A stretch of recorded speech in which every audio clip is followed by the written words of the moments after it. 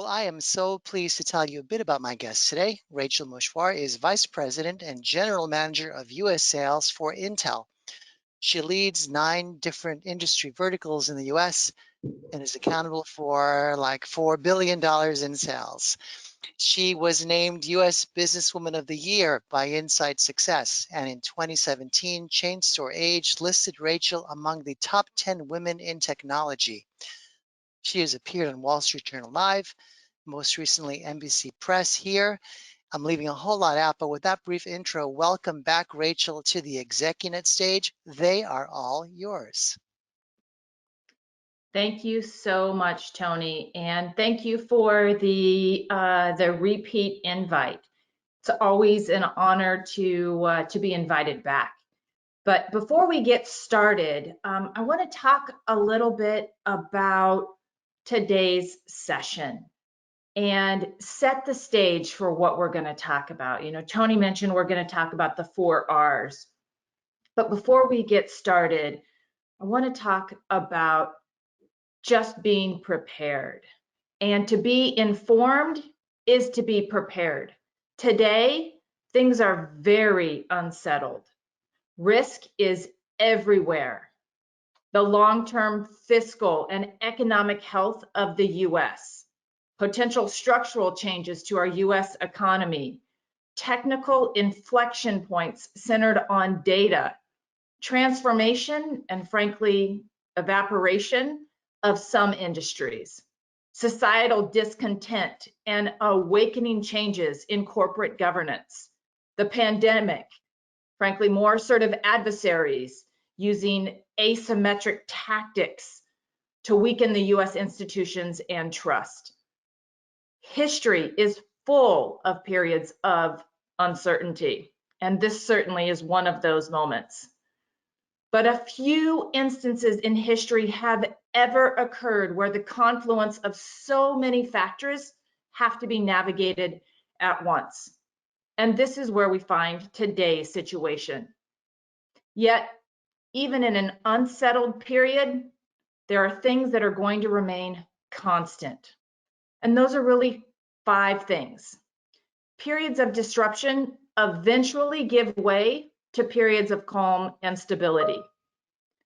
The march of technological innovation and human innovation always moves us forward.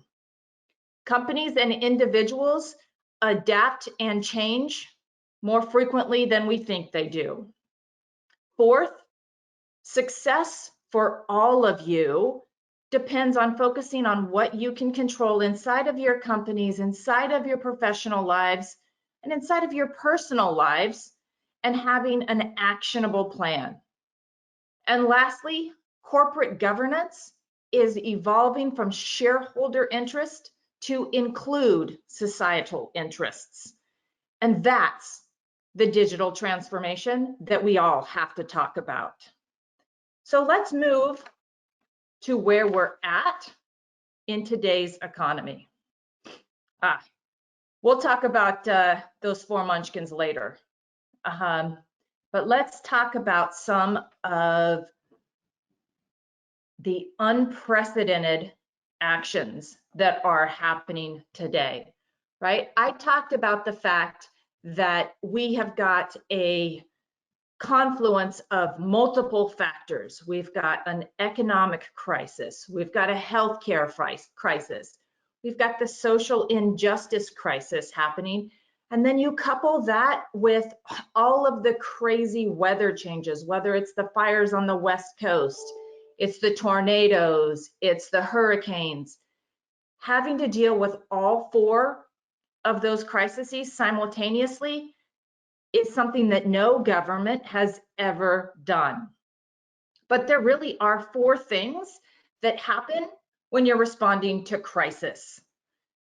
4 R's, as Tony mentioned. You ramp, you recover, you then have resilience, and there's a bit of normalization or you recede. But let's talk about what it means in terms of COVID-19. So COVID-19 was a low probability, high impact event that has impacted the entire world population. Current unemployment is 10 to 12%. If you add in furloughed workers, it's closer to 16 to 18%. We haven't seen that level of unemployment since the Great Depression. The US GDP shrunk by 32% in the second quarter of 20. That's the biggest GDP contraction in this country's history.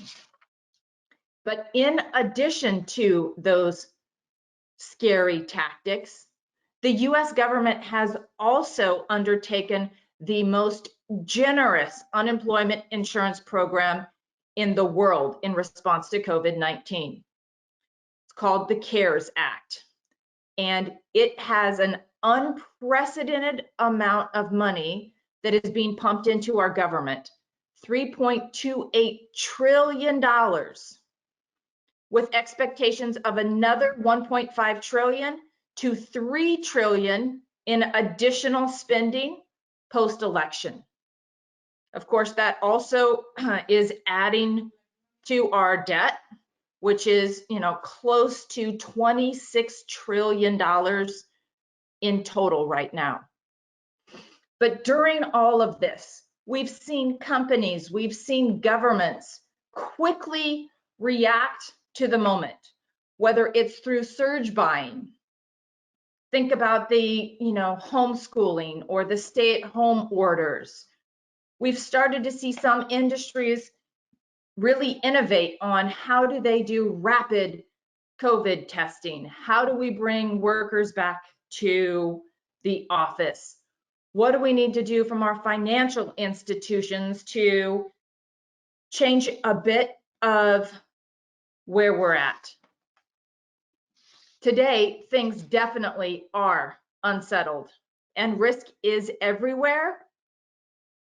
And as we move from recover into resilience, it's all of our jobs to figure out how we leverage the technology and how we leverage the knowledge that we all have to make a difference. So let's talk about some of the big macro forces that are happening over the next 3 years. A very well-known CEO has said that this is a once-in-a-century moment for the United States. A once-in-a-century moment. There are 3 key aspects to what's happening.